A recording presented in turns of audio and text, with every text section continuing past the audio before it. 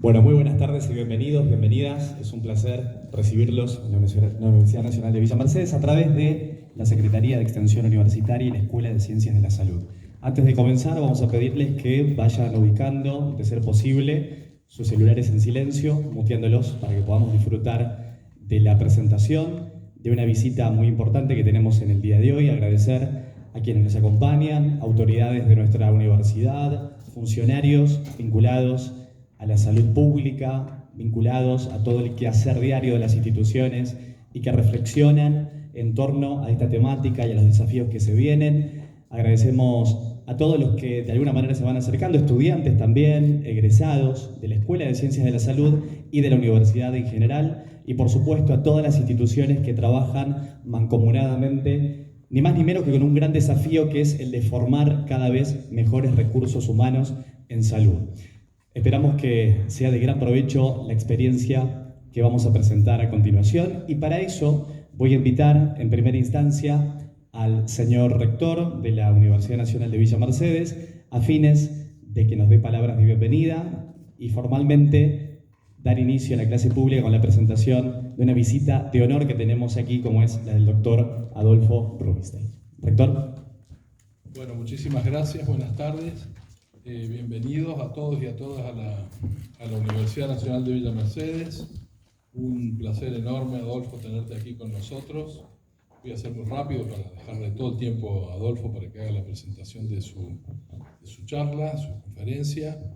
En realidad, más que una conferencia, va a ser una charla, porque después va a haber tiempo para las preguntas, digamos, ¿no es cierto?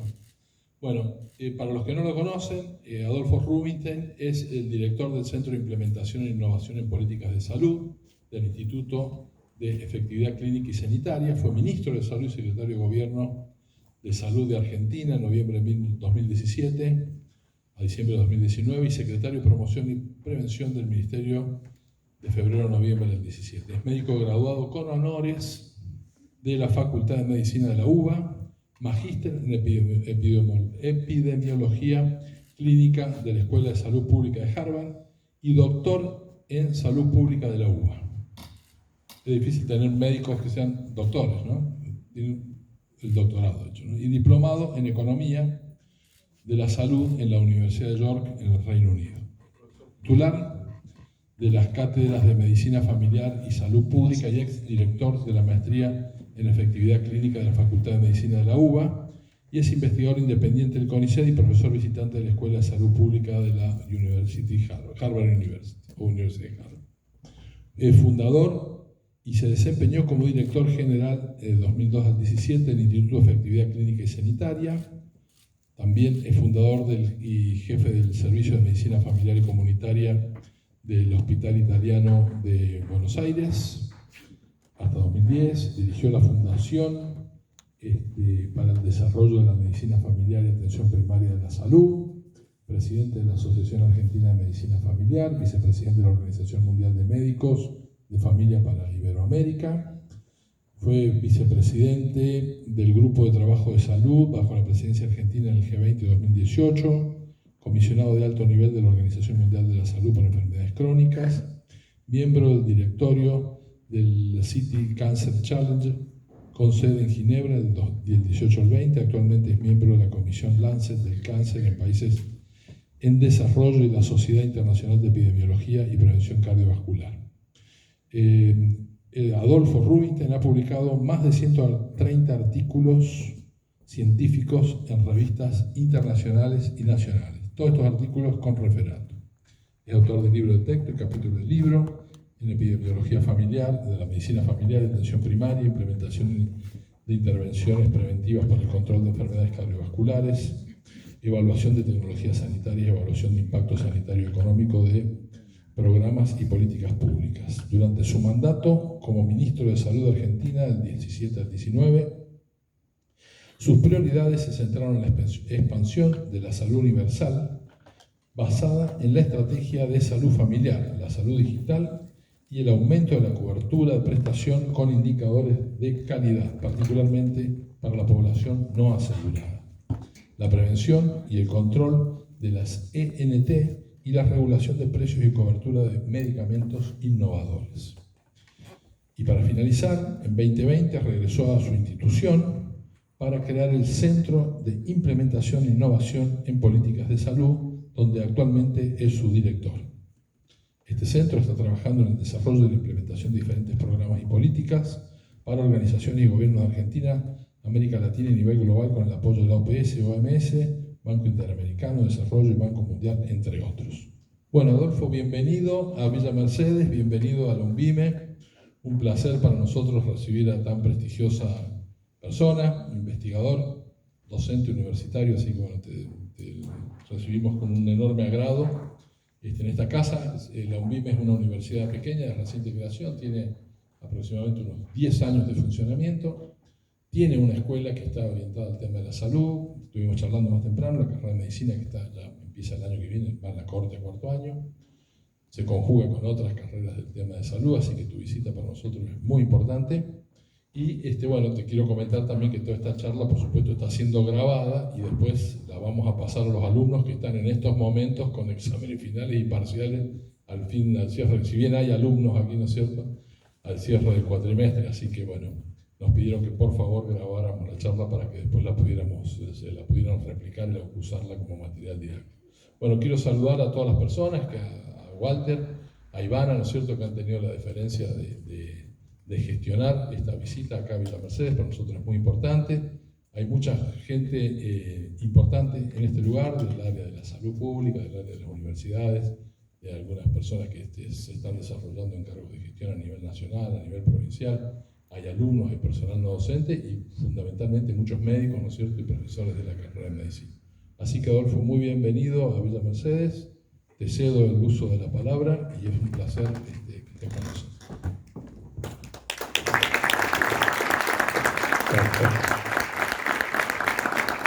Muchísimas gracias, profesor. Dijo que iba a ser corto con el currículum, pero bueno. La idea es una charla más conceptual sobre lo que es la cobertura universal de salud, en qué consiste, cuáles son los desafíos que tiene, cuáles son sus componentes y sobre todo también qué es lo que hicimos nosotros, qué es lo que en la gestión que yo tuve el honor de presidir desde 2007 a 2019, cómo tratamos y logramos avanzar con la implementación de la cobertura efectiva y cuáles son las líneas que todavía es necesario impulsar para verdaderamente lograr tener en nuestro país una cobertura universal efectiva, sobre todo empezando por los sectores más vulnerables. Los objetivos deseables de cualquier sistema de salud, independientemente del país, tienen que ver con, por un lado, la optimización de la salud de la población empleando el más avanzado estado de conocimiento disponible, pero eso no es suficiente. El segundo punto pasa por minimizar las disparidades, las desigualdades, las disparidades sanitarias entre subgrupos poblacionales de forma tal que esos beneficios alcanzados por la innovación científica y tecnológica lleguen a todos por igual. Y si uno ve lo que la cobertura sanitaria en el mundo, tenemos que cerca de la mitad de la población mundial carece de acceso a servicios sanitarios básicos. Cerca de la mitad de la población mundial. Cerca de 100 millones viven en pobreza extrema y con un gasto en salud aproximadamente de menos de $2 por mes. Menos de $2 por mes. Imagínense que un país de medianos ingresos como la Argentina esté en aproximadamente por lo menos de entre 100 y $130 por mes. O sea, estamos hablando de un gasto extremadamente bajo. Y casi 1.000 millones, son 12% de la población, gastan al menos un 10% de su presupuesto familiar para pagar los servicios de salud. Y claramente, gastar en promedio 10% implica una enorme proporción de la población, cuando no existe cobertura adecuada, en la cual la utilización de servicios de salud puede sumir en la pobreza a mucha gente. Y ustedes saben que así como la pobreza genera enfermedad, la enfermedad perpetúa la pobreza. O sea, es un círculo vicioso del cual cada vez es más difícil salir. Si lo vemos en términos de, digamos, en este mapa de color, Digamos, ustedes pueden ver los países que tienen una cobertura, digamos, de mayor al 80% cobertura efectiva, que habitualmente son los países Norteamérica, Australia, Japón y Europa Occidental. Y en los países de medianos ingresos, la mayoría de los países latinoamericanos, la cobertura formal, es decir, tener algún tipo de cobertura formal de seguro de salud, por ejemplo, tener obra social o eventualmente tener una prepaga, en nuestro país, por ejemplo, está en el rango de 60-70%. Para ser concreto, 65% en nuestro país. Y que si bien entre el año 2000 y el 2017 ha habido un aumento de la cobertura sanitaria efectiva en el mundo, todavía, como pueden ver, un tercio de la población mundial no goza de este beneficio. Aun cuando la salud es un bien público y un derecho meritorio. Esto es, todos merecemos tener un adecuado acceso a la salud pública. Esto es para que ustedes vean el mapa de nuestro país, de cobertura y gasto en salud. Nosotros tenemos un subsistema público que está a su vez segmentado en nación, provincias y municipios, donde por acá hay 43 millones, en el último censo hay 47 millones de argentinos, donde todos en la Argentina tienen derecho a recibir atención por cualquiera de los efectores públicos. O sea, todos tenemos derecho a recibir atención, tenemos acceso garantizado a cualquier efector público, en la nación, en las provincias o en los municipios. Eso es lo que podríamos llamar cobertura nominal. Ahora, cuando uno tiene que ver, cuando tiene que transformarlo en cobertura efectiva, con efectividad, con equidad y con calidad, la cosa es distinta.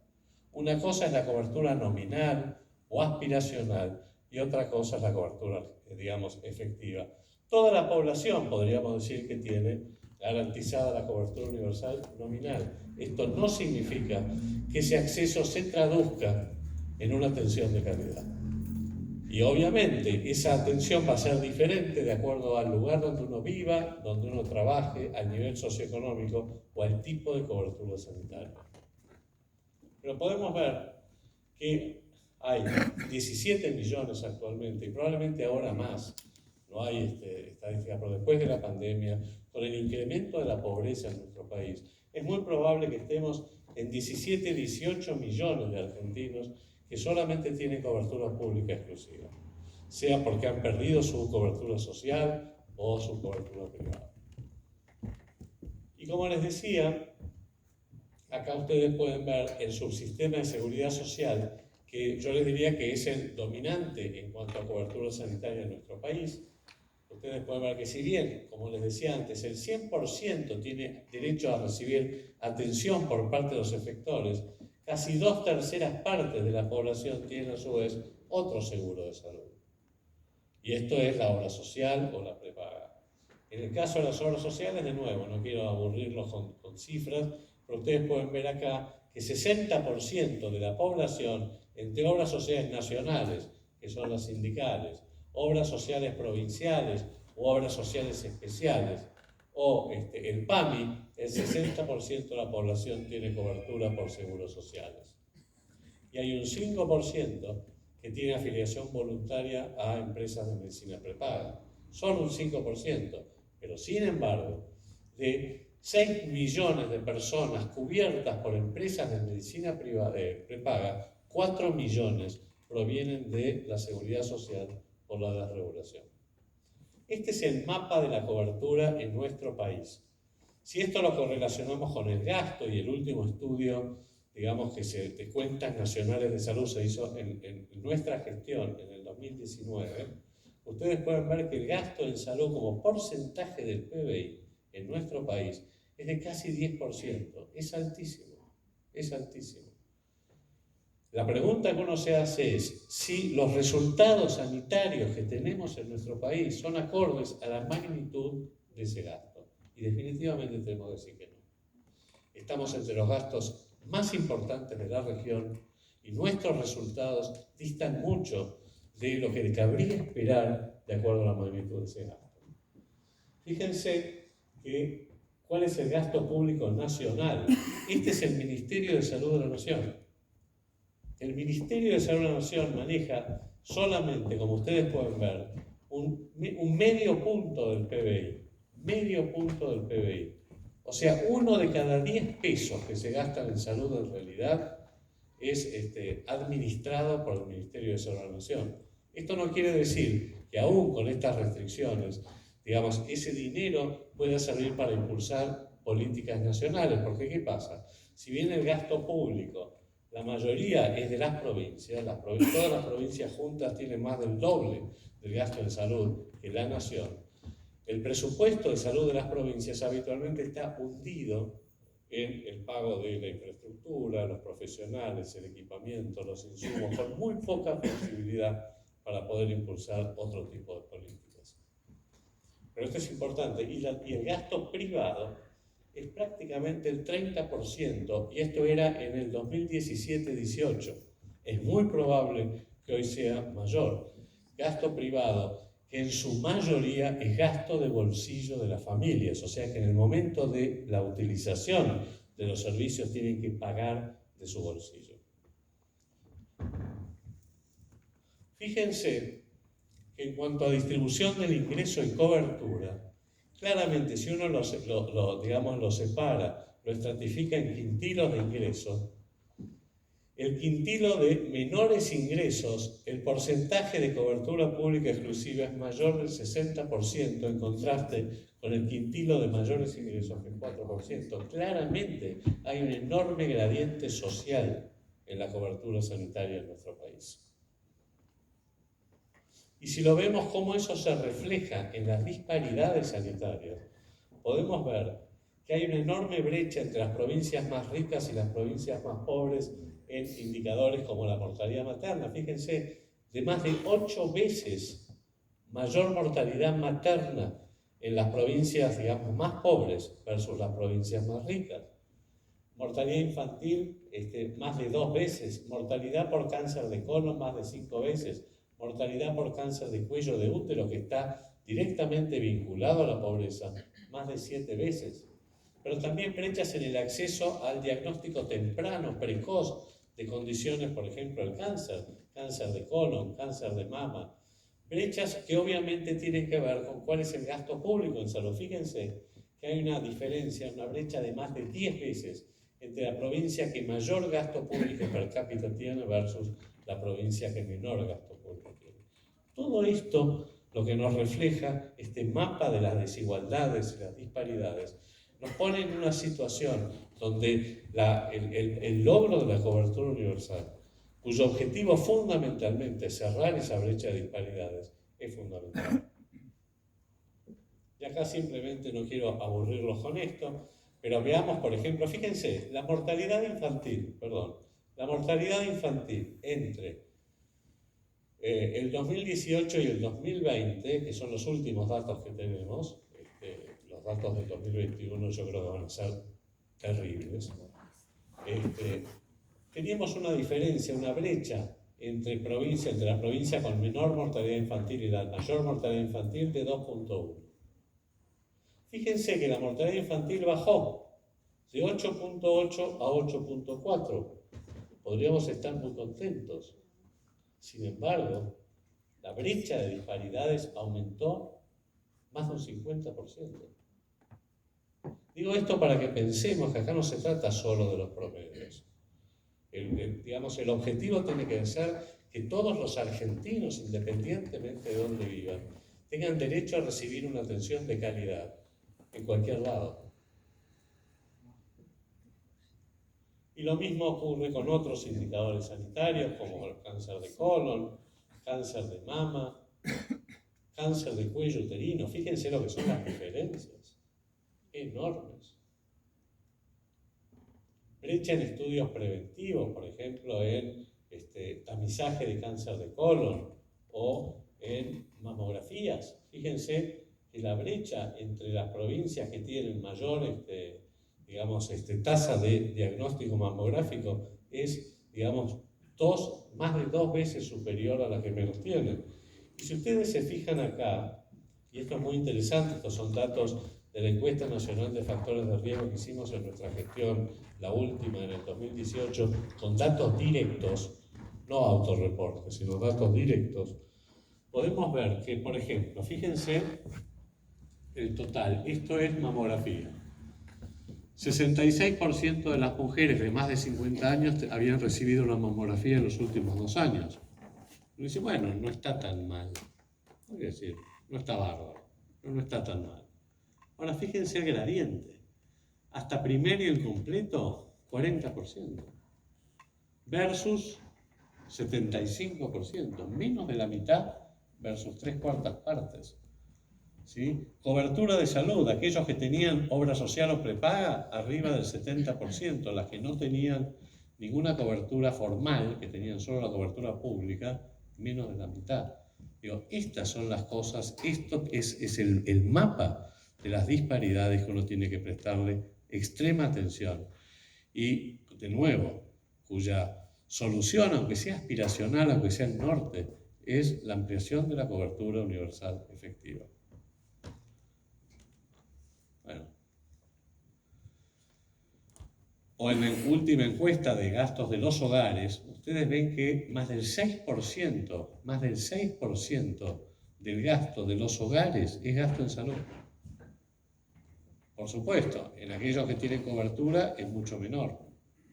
En los que no tienen cobertura, esos gastos informales muchas veces son mucho mayores que el 6%. Y como les decía antes, pueden hacer que las familias caigan en la pobreza.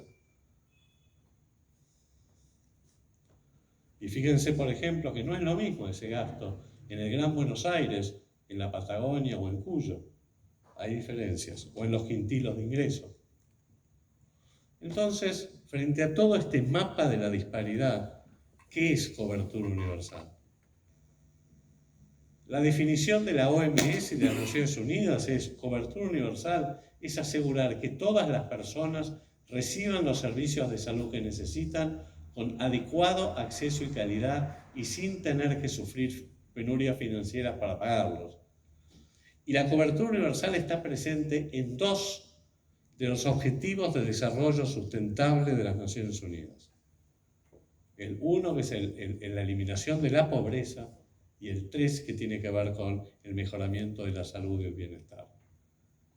Y todos, por supuesto, son engranajes que tienen que funcionar de manera armónica y apropiada. Y de nuevo, como les decía hace un minuto, no es lo mismo acceso y cobertura. En la Argentina uno puede decir que hay acceso, como les decía. Uno tiene derecho a atenderse en un centro de atención primaria o en un hospital. Si yo estoy acá y voy al hospital de San Luis en la nave espacial que me mostraron recién, yo puedo recibir atención. Ahora, la pregunta que me hago es, ¿cómo va a ser esa atención? ¿Quién la va a hacer? ¿Va a ser oportuna? Entonces, hay una enorme diferencia entre acceso y cobertura, porque cobertura no es solamente acceder, que alguien me atienda, sino que implica continuidad en la atención, integralidad, coordinación con efectividad, equidad y calidad. Entonces, cuando hablamos de la Argentina, decimos, sí, acá existe una cobertura nominal, pero no es cobertura efectiva. Es una cobertura, como la llaman algunos economistas, de iure. Sí, acá cubrimos todo. Eso sabemos que no es cierto. No es, o sea, cuando hay una enorme brecha entre la cobertura de iure y la cobertura de facto. La realidad es que no tenemos cobertura garantizada. Algunos por ahí están familiarizados con el famoso cubo de financiamiento. Esto sería el volumen de recursos, ¿verdad?, de los fondos mancomunados. ¿A dónde tenemos que llegar? El ideal, la aspiración, es que todo el volumen de este cubo, digamos, se transforme en azul. Si llegamos a cubrir a toda la población, incluyendo a los que hoy no están adecuadamente cubiertos, si llegamos a proporcionar todos los servicios necesarios y si llegamos a reducir la participación del gasto de bolsillo al momento de la utilización. Eso es cobertura universal. Por supuesto, es aspiracional, pero es el norte hacia el cual tenemos que ir. Por supuesto que el cubo no nos cuenta toda la historia, pues si tenemos 3 ejes, población, servicios, digamos, cobertura de financiamiento en el punto de utilización, la pregunta es, ¿qué expandimos primero? Damos servicios, aunque sean limitados, a toda la población, damos todos los servicios necesarios, pero no a toda la población. Algunos servicios eliminamos el gasto de bolsillo. Digamos, todas estas son decisiones muy difíciles, muy difíciles. Y implementarlas es aún más difícil. De nuevo, el objetivo es aspiracional. El destino por ahí está lejos, pero es un norte. Es un norte que de algún modo nos ilumina el camino hacia el cual tienen que ir. La transformación de los sistemas y servicios de salud. ¿Qué hicimos en Argentina con todo este mapa de disparidades sanitarias, de fragmentación y segmentación del sistema de salud, de coberturas múltiples? Bueno, ¿cómo salimos de esto? ¿Cómo podemos avanzar? Nosotros tomamos una decisión de que primero íbamos a avanzar en el sector público, porque es el más rezagado, porque es el más vulnerable, esos 17 millones que solamente tienen cobertura pública exclusiva. Pero también empezamos a avanzar con las obras sociales. Y nos propusimos avanzar 3 ejes. Un eje de expansión de la cobertura territorial a través de la estrategia de salud familiar, una estrategia claramente, digamos, imbuida de los principios de la atención primaria de la salud, a través de los equipos de salud familiar.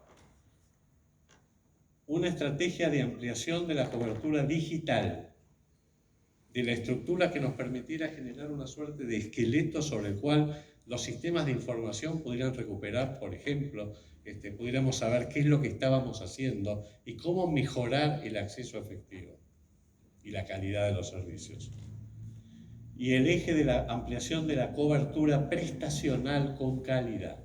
Estos fueron los 3 grandes ejes que hicimos. Utilizamos en gran medida los programas de financiamiento internacional, por ejemplo el programa SUMAR, que fue, yo les diría, el fierro más importante que tuvimos en la gestión, pero lo que hicimos fue agarrar el SUMAR y todos los otros programas con financiamiento internacional o con financiamiento nacional y apuntar todos hacia este objetivo, cosa que no se había hecho antes. Eran programas que cada uno trabajaba en una suerte de cultura de silo, cosa que es habitual en nuestro país, donde cada programa tenía sus propios indicadores, objetivos, metas, pero claro, no estaban alineados.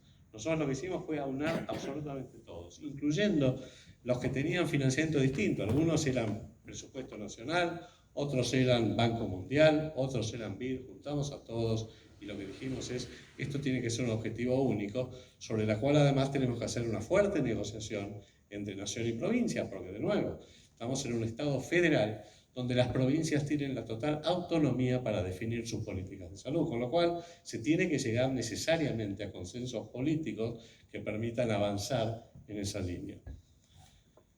Y esto, bueno, ustedes acá pueden ver, la cobertura territorial, ahora ustedes lo van a ver. Generamos áreas de responsabilidad, por ejemplo, en las áreas programáticas de los centros de atención primaria, cartografía digital. Comenzamos a nominalizar a toda la población y asignarla a los equipos de salud familiar. Y creamos los equipos nucleares, ahora lo vamos a ver, de salud familiar, capacitando a los equipos para mejorar su capacidad resolutiva, porque, digamos, de nada vale que tengamos equipos de salud familiar en primera línea si no resuelven los problemas. Aumentamos muchísimo la infraestructura digital. Ahora lo van a ver las métricas al final, no solamente a través de la historia clínica electrónica, sino todo lo que se llama el bus de interoperabilidad. ¿Qué es esto?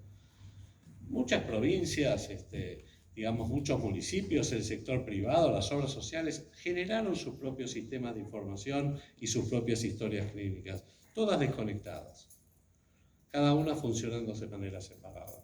¿Qué fue lo que hicimos nosotros? Que afortunadamente ha seguido eso con la gestión actual de este gobierno, por suerte, de las poquísimas cosas que no discontinuaron. ¿Qué hicimos? Creamos los estándares federales para que pudiéramos interconectar a todos esos sistemas de información, en lo que se llama un bus de interoperabilidad. Ahora después les voy a mostrar bien qué es. Pero eso permite que si uno está aquí en San Luis y se va a Mendoza y tiene un problema en Mendoza, haya recuperación, por supuesto, dentro de los privilegios y la protección de datos personales, pero que en Mendoza, digamos, se tenga acceso a la historia clínica para poder atender adecuadamente al paciente, que no se le hagan estudios de más o de menos. Entonces, todo eso se genera a través de esto. El ejemplo más típico es el de Canadá. En Canadá, por ejemplo, que también es un sistema federal.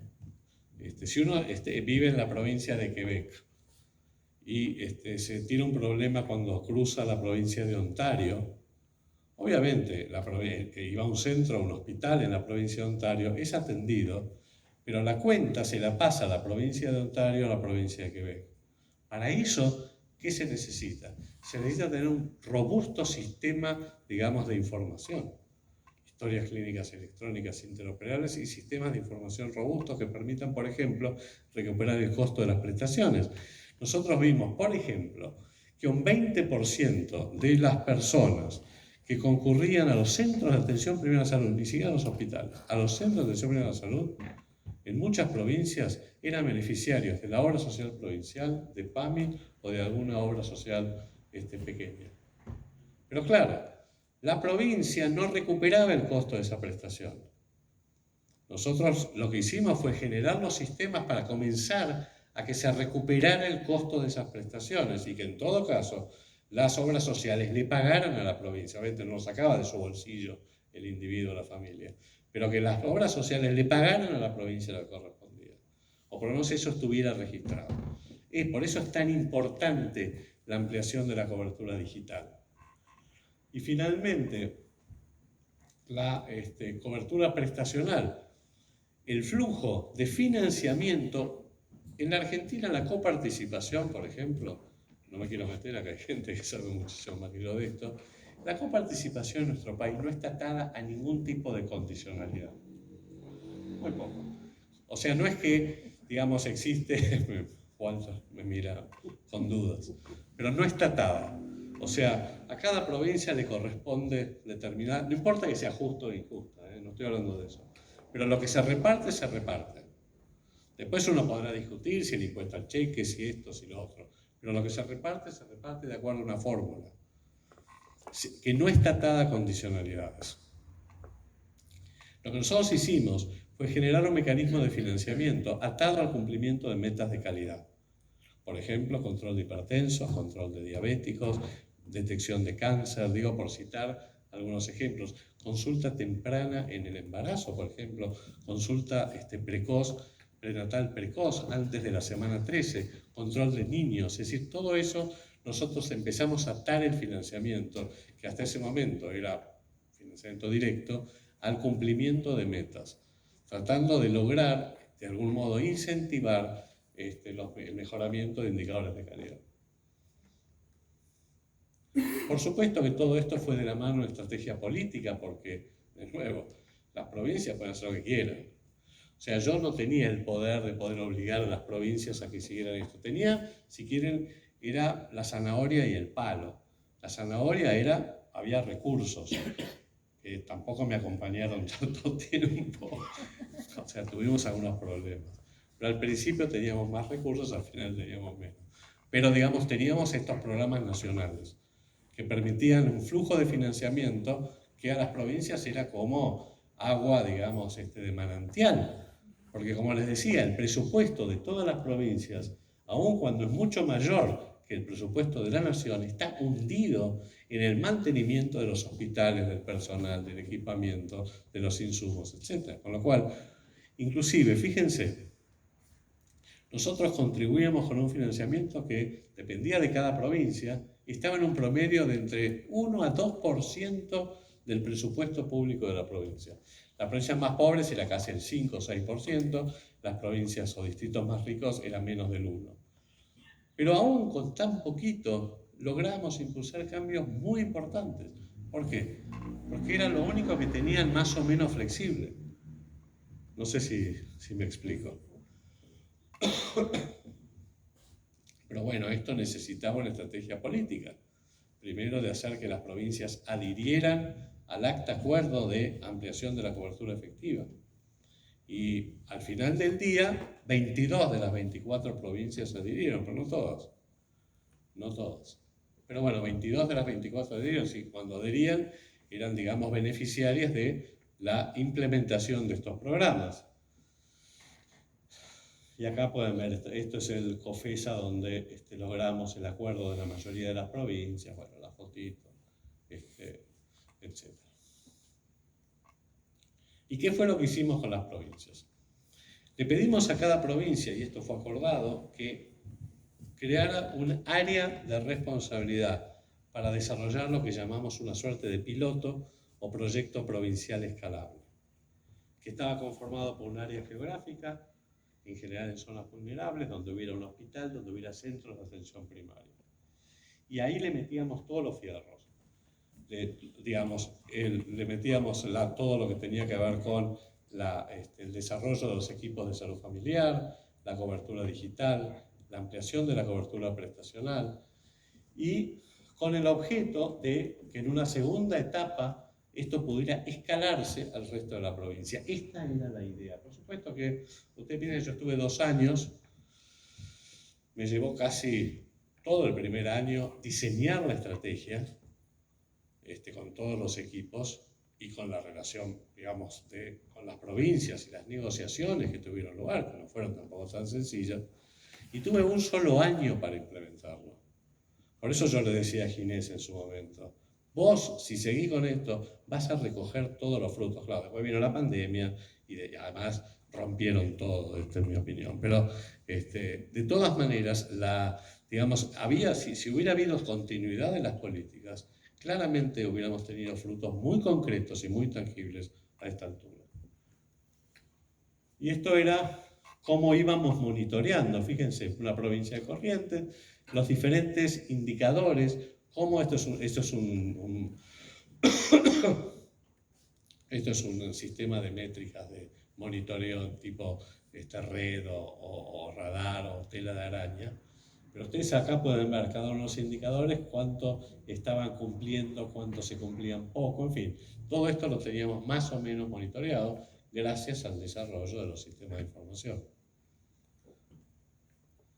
Una de las estrategias más importantes que tuvimos definitivamente fue la ampliación de la cobertura territorial a través de equipos de salud familiar. Yo soy médico de familia, trabajé siempre en atención primaria y claramente, digamos, este era el objetivo central, porque de esto se basa todo, en esto se basa todo. Y en la Argentina, digamos, si bien muchas provincias, inclusive algunas obras sociales, han tenido desarrollos muy prepagas, han tenido desarrollos exitosos de sistemas orientados a la atención primaria, no ha sido una constante en nuestro país, donde la atención primaria se sigue considerando atención pobre para pobres en muchos lugares.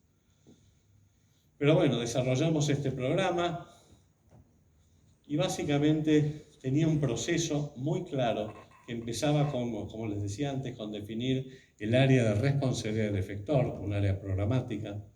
Dentro del área programática, identificar, nominalizar y georreferenciar a la población.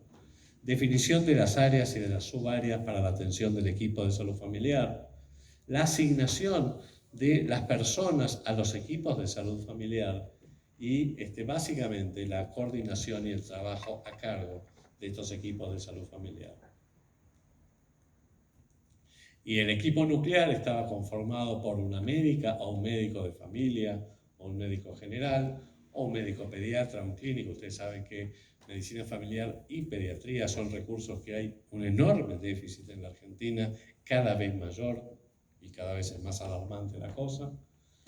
Una enfermera o enfermero y un agente sanitario, digamos, que básicamente conformaban un equipo que tenía esta visión territorial y que tenía responsabilidad sobre población definida a cargo. Como pueden ver, cada equipo nuclear tenía 800 familias, que más o menos, de acuerdo a, digamos, cada familia, de acuerdo a su composición, tenía entre 3.000 y 4.000 personas a cargo, cada equipo. Después teníamos equipos ampliados que daban apoyo a estos equipos nucleares, donde había psicólogos, odontólogos, otros profesionales nutricionistas, otros profesionales de la salud, y finalmente equipos de abordaje psicosocial digamos, para dar, por supuesto, atención a través así de trabajadores sociales, psicólogos o atención más especializada. ¿Qué resultados preliminares podemos decir que tuvimos en este escasísimo periodo que nos tocó poder implementarlo? En el primer eje de ampliación de la cobertura y mejoramiento de calidad, básicamente tuvimos un enorme esfuerzo de capacitación para equipos de todos, para los equipos de salud familiar, para los que tenían, la gente que estaba en los cargos de gestión en las provincias, en los municipios, los integrantes de los equipos de salud. Esto fue un esfuerzo enorme que hicimos con, digamos, diversos apoyos, por ejemplo, la Escuela Andaluza de Salud Pública y muchos otros. Definimos un set de indicadores y métricas para poder monitorear la evolución, si iba o no iba mejorando la calidad de atención en cuanto a indicadores duros, aun cuando el tiempo era muy cortito para poder evaluar realmente cambios muy profundos. Pero algunos tuvimos, por ejemplo, uno de los más importantes fue un aumento muy importante de las consultas prenatales, antes de la semana 13, que es lo recomendado internacionalmente, justamente para prevenir embarazos de alto riesgo, y es lo mismo con los chicos, algunos que tenían que ver con tamizaje, en fin, algunos más importantes, otros menos importantes. En salud digital, yo creo que fue la transformación más importante probablemente que tuvimos en nuestra gestión, que tuvo que ver con, como les decía, la creación de este bus de interoperabilidad. Hasta ese momento, hasta cuando nosotros agarramos la gestión, había muy poquitas provincias que tenían algunos sistemas de información, en general muy aislados. Y nosotros lo que hicimos fue, como les decía, generar los estándares, las terminologías clínicas, los protocolos de comunicación, el famoso bus de interoperabilidad para poder interconectar todos los usuarios. Y pasamos, fíjense, y estos son números en serio, en abril de 2019 teníamos 70.000 personas interconectadas, usuarios de distintas provincias, y terminamos nuestra gestión con más de 2 millones. Y ahora están en aproximadamente, creo que 3 millones. O sea, fue un cambio enorme que hicimos, enorme. Y en salud familiar, digamos, todo esto fue el proceso que yo recién les mencionaba, desde la conformación de los equipos hasta la adscripción de la población a esos equipos de salud familiar. Creamos casi 700 equipos de salud que atendieron, y esa era la métrica que teníamos, al 10% de la población blanca, o sea, la población sin cobertura en Argentina, que recuerdan que era aproximadamente 17 millones. 1.600.000 personas estaban cubiertas con equipos de salud familiar, población definida a cargo en esas áreas piloto, en esos proyectos provinciales escalables. Y capacitación, no quiero aburrirlos demasiado, la digitalización de todas las áreas de responsabilidad, esto es muy importante, ¿no? Parece una pavada, pero es muy importante. Entonces, finalmente, ¿qué es la CUS? Hasta ahora ustedes vieron, ¿qué es la CUS para las personas? ¿Por qué la CUS mejora y acerca los servicios de salud a las personas? La CUS no es población a cargo de equipos de salud familiar, es tener un médico de cabecera, es tener un equipo de salud que se responsabilice, es poder monitorear y evaluar adecuadamente, digamos, las líneas de cuidado que uno prioriza, es acceso a la atención, tener turnos programados, poder llamar a un call center, tener una turnera, no tener que ir a las 4 de la mañana a hacer cola en un centro de salud para que le den un turno que se acaba, digamos, a las 6 de la mañana. Es una historia clínica electrónica interoperable y mejorar los sistemas de referencia y contrarreferencia para crear verdaderas redes integradas de servicios de salud. Y fundamentalmente, y telesalud, que bueno, gracias a que montamos el sistema de telesalud en nuestra gestión, realmente digamos, pudimos sobrellevar, el sistema de salud pudo sobrellevar razonablemente bien lo que fueron 2 años de pandemia. Así que, digamos, yo con esto, no sé si no me extendí demasiado, pero básicamente lo que les quería dar era un paneo de lo que es cobertura universal de salud, cómo se implementa, para qué sirve y cuál es el sentido de avanzar. Y claramente, digamos, esta tiene que ser la política de salud, y lo va a ser, por lo menos desde donde yo integro, digamos, políticamente, la política de salud más importante para la próxima gestión. Muchas gracias.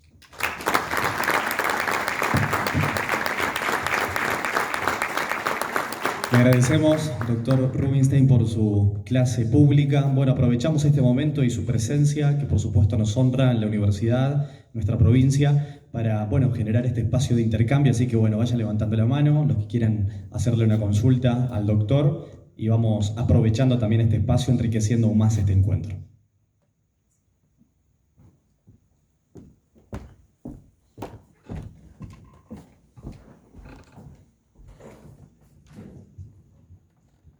Bueno, buenas tardes, doctor. Un placer tenerlo acá entre nosotros, como docente de la universidad, médico también.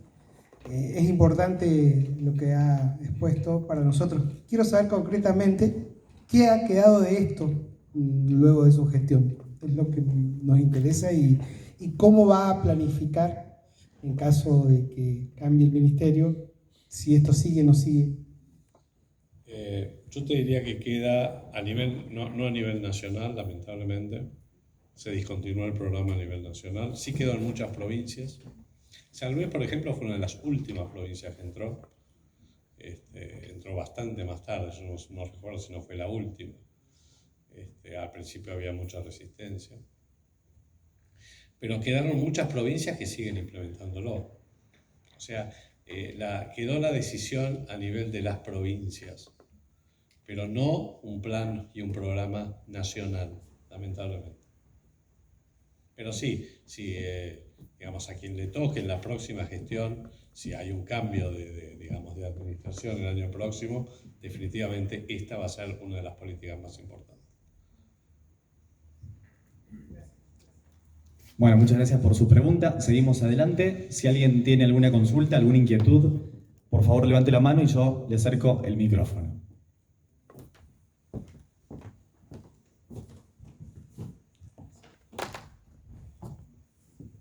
Bueno, profesor, mi pregunta era, o sea, nosotros hablamos que la salud era un derecho, ¿no? Y hay personas que no gozan eso. O sea, ¿quién sería el responsable de que estas personas no gocen y cómo se podría generar que estas personas puedan gozar la salud en sí? Como decía, la atención primaria, la gente lo ve como un ingreso de pobres, por así decirlo, cuando no es justamente.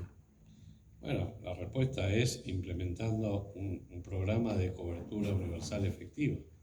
Es decir, lo que hay que sacar es esto de que la salud es un derecho y que acá estamos todos cubiertos, pero todos sabemos que esto no es así. Porque eso depende. Si uno está por ahí en la ciudad de Buenos Aires, recibe un tipo de atención, pero si está en una provincia del norte, recibe otro tipo de atención. Si está en una obra social rica, si tiene cobertura privada, la atención es muy disímil. Entonces, el derecho a la salud te diría que es más aspiracional, como decía antes, como la cobertura nominal. Lo que hay que ir es un sistema que verdaderamente garantice la cobertura efectiva, o sea, en tiempo y forma, con calidad. Y, digamos, la atención primaria claramente tiene que ser la base del sistema de atención.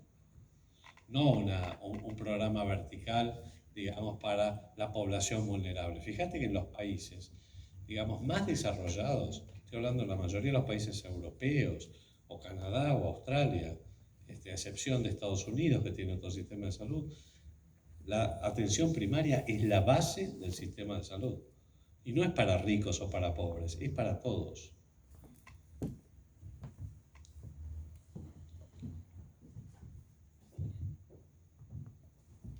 ¿Seguimos? ¿Alguien más? ¿Por allá atrás?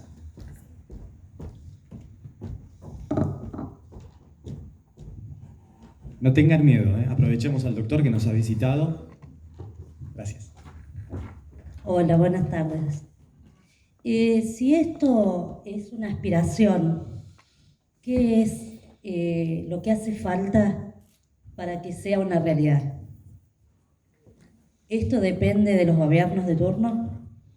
¿O depende de que la sociedad de alguna manera exija un poco más a lo que le corresponde como derecho? Está muy bien tu pregunta. Mira, hablábamos antes que si hay alguna, entre comillas, externalidad positiva de la pandemia, si hay alguna, de esta tragedia, es que visibilizó como nunca antes, por un lado, la fortaleza del sistema de salud, porque fue un sistema de salud bastante resiliente, pero también las limitaciones y los problemas. Desnudó la situación, digamos, de la salud como política social activa y de lo que falta, digamos. Con lo cual, la sociedad comienza a ver las cosas de manera distinta.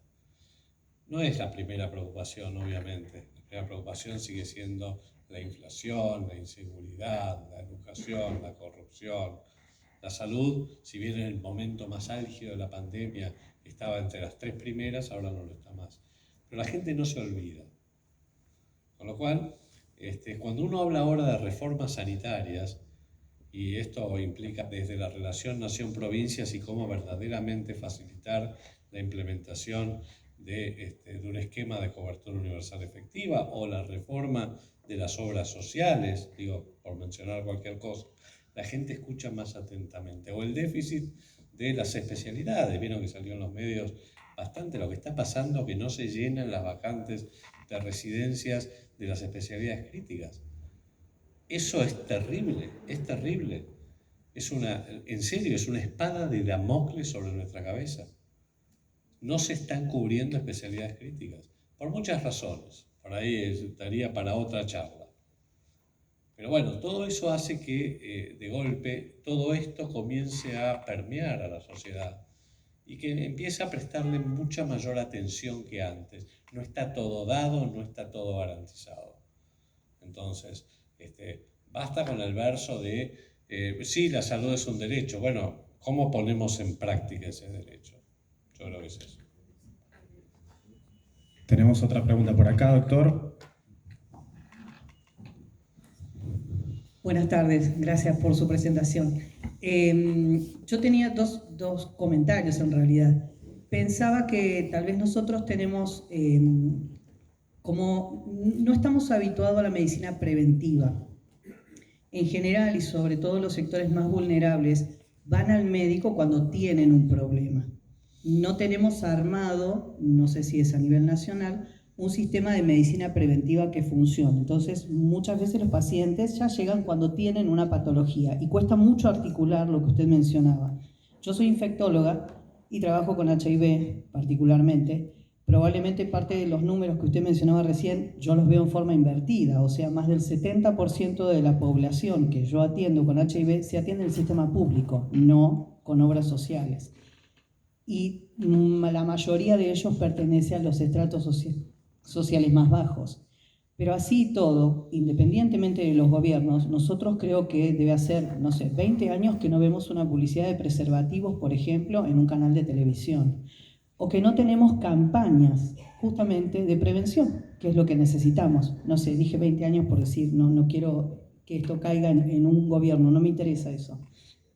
Tal vez usted lo ha vivido cuando fue ministro, pero a nosotros particularmente como infectólogos no hemos tenido carencias antirretrovirales, no hemos tenido problemas, pero no hemos tenido campañas hablando de la prevención concretamente. Y hoy, más allá de lo que ha pasado durante 2 últimos años con la pandemia, tenemos obviamente un estallido de infecciones de transmisión sexual. Y nosotros localmente tratamos de hacer capacitaciones, campañas. Se trabaja mucho desde atención primaria, yo tengo que decirlo, por lo menos acá en Mercedes, atención primaria trabaja muy bien, con un gran esfuerzo y con una gran carencia de profesionales. Lo que acaba de comentar usted, el hecho de que no tenemos en este momento justamente profesionales formados. Ha cambiado mucho la dinámica de formación. Yo hice mi residencia o mi concurrencia en el Hospital Fernández y en el Muñiz. Y eso demandaba, obviamente, dejar un trabajo y ponerse a hacer la residencia o la concurrencia por muy poco dinero y muchas guardias, una gran demanda que hoy la gente no está dispuesta a realizar en pro de su formación. Yo creo que se articulan como varias cosas, esto de que la gente no tiene el concepto de la prevención, no tenemos los médicos formados o capacitados y que bien pagos, que puedan contener esta situación. Porque el médico, tal vez no aquí, pero en provincia de Buenos Aires, tiene que correr de un hospital a otro para poder más o menos hacer un sueldo, ¿no? Un trabajo.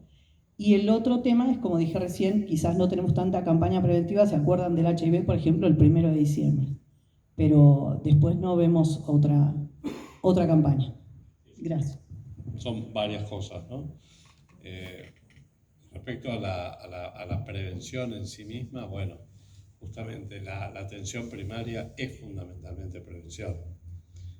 Ese es el campo de la disciplina, el campo de trabajo donde, digamos, más puede contribuir, digamos, al mejoramiento de la calidad de atención y a los resultados. O sea, van de la mano, promoción, prevención, manejo de los problemas comunes más prevalentes.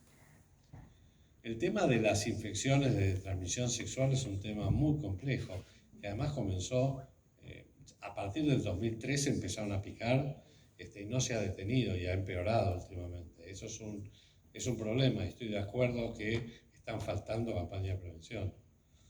Están faltando campañas de prevención inteligentes, además. No diciendo vos tenés acceso a anticonceptivos. Hay que hablar claramente, digamos, sobre todo con el tema del preservativo. Así que estoy totalmente de acuerdo con eso.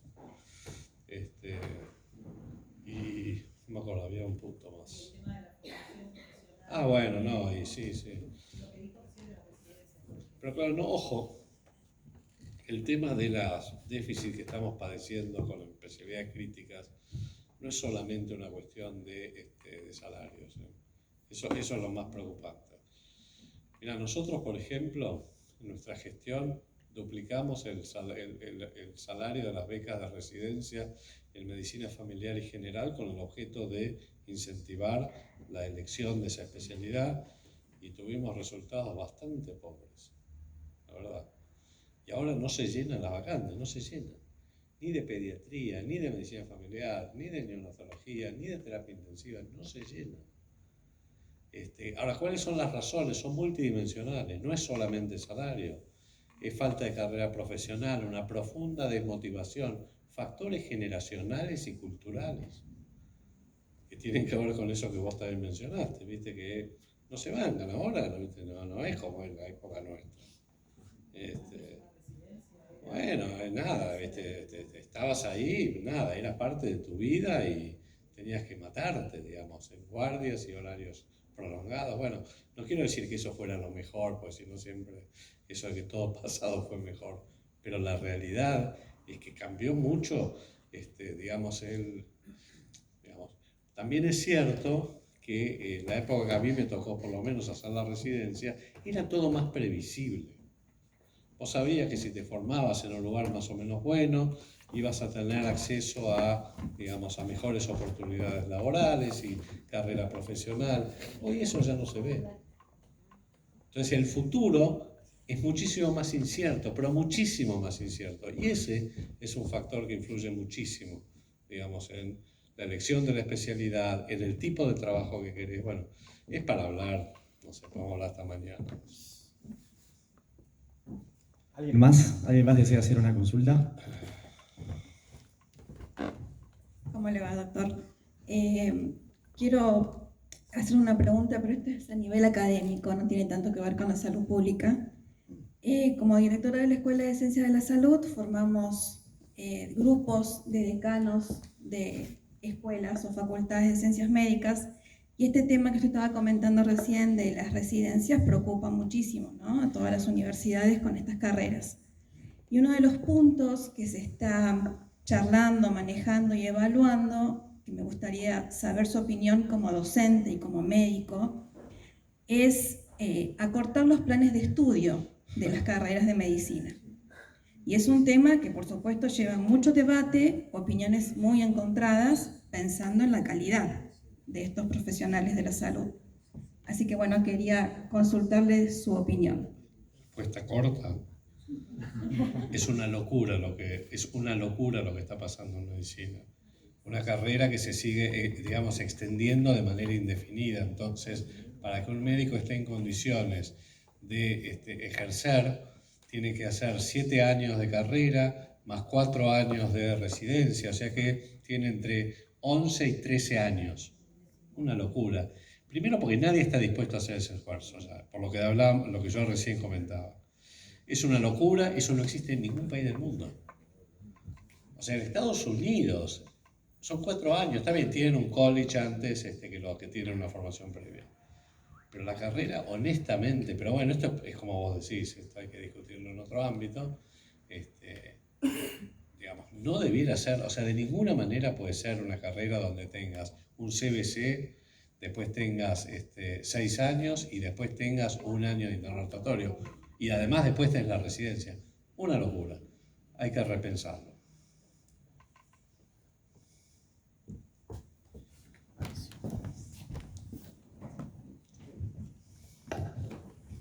Aprovechando que fuimos al lado académico, la pandemia visualizó mucho la interacción entre la universidad y la salud. ¿Cuál es el rol o el desafío que tienen las universidades frente a la CUS? Bueno, la primera es las universidades. Yo soy profesor, digo para que después, soy profesor. La UBA es un dinosaurio. Yo calculo que la Universidad Nacional de Villa Mercedes, como es una universidad nueva y una carrera nueva, es mucho más dinámica y más flexible. La Universidad de Mercedes es un dinosaurio. Pero si vos querés cambiar el currículum para adaptarlo un poco mejor a las demandas y necesidades del sistema de salud, estás en problemas. Te juro que yo tuve bastante experiencia en tratar de trabajar en modificaciones curriculares. Es muy difícil. En general están muy dominadas, en el caso de la Facultad de Medicina, por las grandes especialidades médicas, con lo cual es muy difícil hacer cambios. Es muy difícil romper el status quo. No es que no se pueda hacer, de hecho hay, digamos, muchas que sí lo han logrado. Por ejemplo, la Universidad del Sur, la de Bahía Blanca, que tiene un currículum basado en problemas y de alguna manera tiene un abordaje totalmente diferente. No es que no se pueda. Hay buenas prácticas, hay otras escuelas de medicina que lo están haciendo mucho mejor, pero en el caso que a mí me toca es muy, muy difícil. No sé cómo está la Universidad de Córdoba o La Plata, digamos, las otras grandes universidades, pero me parece que son muy difíciles de romper, sobre todo el status quo. Y el otro tema es enfermería. El otro tema es enfermería. Si bien ha mejorado la formación profesional de enfermeras y enfermeros en los últimos años, todavía estamos muy atrás. Los países desarrollados tienen una relación entre médicos y enfermeros de 5-1, y nosotros hasta hace muy poco tiempo era al revés. Ahora mejoró un poco, enfermeras profesionales o universitarias. O sea, estamos realmente, el tema de recursos humanos es un tema que no se le está prestando la debida atención, tanto en la formación de grado como en la formación de posgrado, como en las necesidades y demandas del mercado laboral. Muchas gracias, doctor. Señora vicerrectora, para ir cerrando. Cuando comenzó la exposición, usted nos mencionó obviamente los 3 subsistemas y dijo, bueno, probablemente el más débil es la persona que recurre acá al sistema público de salud. Ahora, en esto de pensar la cobertura universal, yo me preguntaba cómo se prevé la articulación entre los 3 subsistemas, siendo que muchas veces el sistema público por ahí, el privado recibe mucha inversión para patologías a lo mejor menos costosas, y las más costosas las termina resolviendo el sistema público. Sí, depende. No necesariamente, depende. Pero en realidad el recurso, y nosotros no avanzamos con eso, no nos dio el tiempo. Pero el programa médico obligatorio en la Argentina tiene implícito un modelo de atención. Entonces, si uno, digamos, que el modelo, el PMO es, no, pero por ahí hay gente que no sé si todos están familiarizados con lo que es el PMO, es un listado de intervenciones en diferentes dominios, pero tiene un modelo de atención. Pero si uno puede trabajar con el modelo de atención, transformándolo en un modelo orientado a la atención primaria, puede perfectamente extender la estrategia de cobertura universal del sector público a la seguridad social, que además también está o sea, tiene una estrecha relación con las prepagas, por ejemplo. No es que no se pueda. Estas son las cosas que, a pesar de tener un sistema segmentado y fragmentado, se puede trabajar a través de vasos comunicantes entre los distintos subsistemas.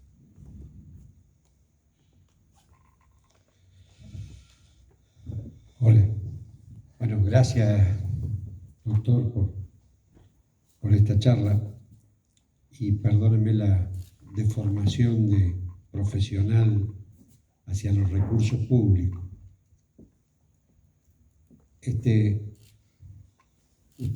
Vos mencionaste que la cobertura llegó a alrededor de 2 millones de personas. De esas 2 millones de personas, entiendo que la prioridad era alcanzar en primer objetivo los 17 millones más vulnerables. Sí, pero había también algunas obras sociales y prepagas. Bueno, la pregunta es,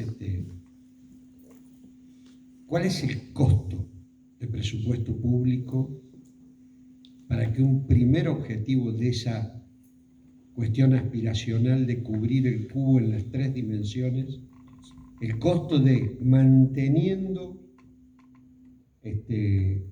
las otras 2 dimensiones, ampliar por lo menos a esos 17 millones de personas más vulnerables la garantía de un primer umbral de que el derecho al acceso deje de ser de jure y pase a ser de facto?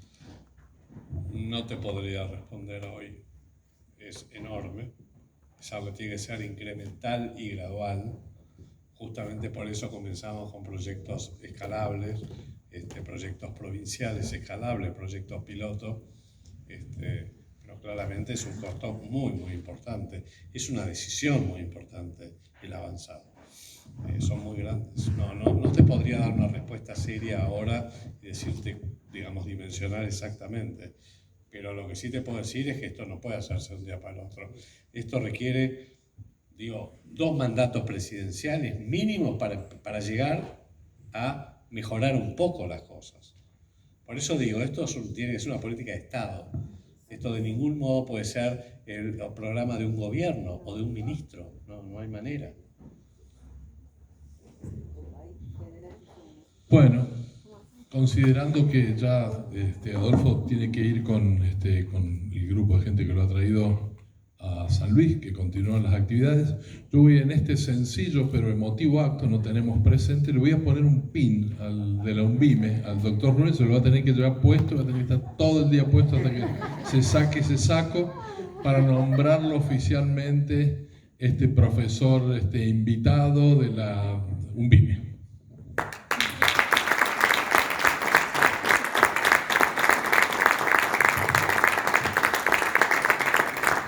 Invitado y honorario. Bueno, muchísimas gracias también, repito, el agradecimiento a la Fundación ALEN, a través de Walter, de Ivana, ¿no es cierto? Bueno, todos los integrantes que están aquí presentes. Y muchísimas gracias y sos muy bienvenido siempre en esta casa. Muchísimas gracias. Bueno, muchas gracias, como dije antes, un gustazo estar acá. Yo le había prometido al señor rector, ¿cuándo fue? ¿El 18, 19 que iba a venir? No pude venir, pero finalmente estoy acá y estoy muy complacido. Muchísimas gracias por aguantarme todo este rato.